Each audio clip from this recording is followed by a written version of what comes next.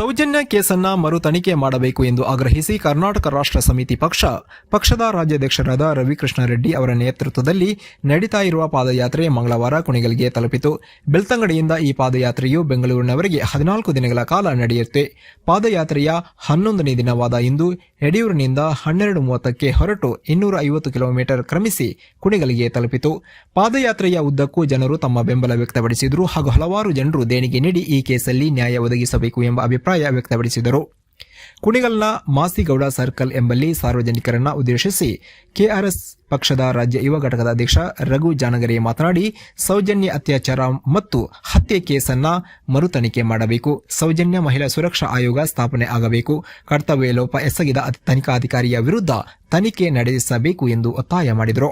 ಪಕ್ಷದ ರಾಜ್ಯ ಪ್ರಧಾನ ಕಾರ್ಯದರ್ಶಿ ದೀಪಕ್ ಸಿಎನ್, ರಾಜ್ಯ ಜಂಟಿ ಕಾರ್ಯದರ್ಶಿ ರಘುಪತಿ ಭಟ್, ರಾಜ್ಯ ಉಪಾಧ್ಯಕ್ಷರಾದ ಲಿಂಗೇಗೌಡ ಎಸ್ಎಚ್, ರಾಜ್ಯ ಕಾರ್ಯದರ್ಶಿಗಳಾದ ಮಲ್ಲಿಕಾರ್ಜುನ್ ವಟ್ರಹಳ್ಳಿ ಮತ್ತು ನರಸಿಂಹಮೂರ್ತಿ, ರಾಜ್ಯ ಸಂಘಟನಾ ಕಾರ್ಯದರ್ಶಿ ಶ್ರೀಮತಿ ನಂದಾರೆಡ್ಡಿ, ಆರೋಗ್ಯ ಸ್ವಾಮಿ ಎಲ್.ಜೀವನ್, ಕೇಶವಮೂರ್ತಿ, ತಾಲೂಕು ಸಂಘಟನಾ ಕಾರ್ಯದರ್ಶಿ ಮಂಜುನಾಥ, ನಾಗೇಂದ್ರ ವೈಪಿ ಹಾಗೂ ಪದಾಧಿಕಾರಿಗಳು ಪಾದಯಾತ್ರೆಯಲ್ಲಿ ಭಾಗವಹಿಸಿದ್ದರು. ಹೆಣ್ಣುಮಕ್ಕಳಿಗೆ ನ್ಯಾಯ ಕೊಡ್ಲಪ್ಪ ಅಂತ ಹೇಳಿ ದಾರಿ ಉದ್ದಕ್ಕೂ ಸಾವಿರಾರು ಜನ ಹೆಣ್ಣುಮಕ್ಕಳು ನಮಗೆ ಶುಭ ಕೋರಿದ್ರು.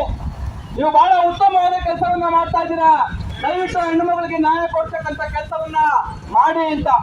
ಹಾಗಾಗಿ ನಿಮಗೂ ಕೂಡ ನಾವು ಮಾಡ್ತಾ ಇರ್ತಕ್ಕಂಥ ಕೆಲಸ ಸರಿ ಅಂತ ಅನ್ಸಿದ್ರೆ ದಯವಿಟ್ಟು ಈ ಪಾದಯಾತ್ರೆಯಲ್ಲಿ ನೀವು ಕೂಡ 2 ಹೆಜ್ಜೆ ಹಾಕಿ, 4 ಹೆಜ್ಜೆ ಹಾಕಿ, ಇಲ್ಲಿಂದ ಹಸುರು ನಡ್ಕೊಂಡು ಬನ್ನಿ.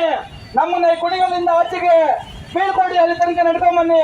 4 ಹೆಜ್ಜೆ ನ್ಯಾಯಕ್ಕಾಗಿ ನಮ್ಮನೆ ಹೆಣ್ಣುಮಗಳು ಅಂತ ತಿಳ್ಕೊಂಡು 4 ಹೆಜ್ಜೆಯನ್ನ ಹಾಕಿ ಅಂತ ನಾನು ಕೇಳ್ಕೊತಾ, ದಯಮಾಡಿ ಕೆಆರ್ಎಸ್ ಪಕ್ಷ ರಾಜ್ಯದ ಜನಸಾಮಾನ್ಯರ ಧ್ವನಿಯಾಗಿ ಕೆಲಸ ಮಾಡ್ತಾ ಇರ್ತಕ್ಕಂಥ ಕೆಆರ್ಎಸ್ ಪಕ್ಷ ಇವತ್ತು ಇಡೀ ರಾಜ್ಯದಲ್ಲಿ ತನ್ನೆಲ್ಲ ಕೆಲಸ ಹೋರಾಟಗಳನ್ನ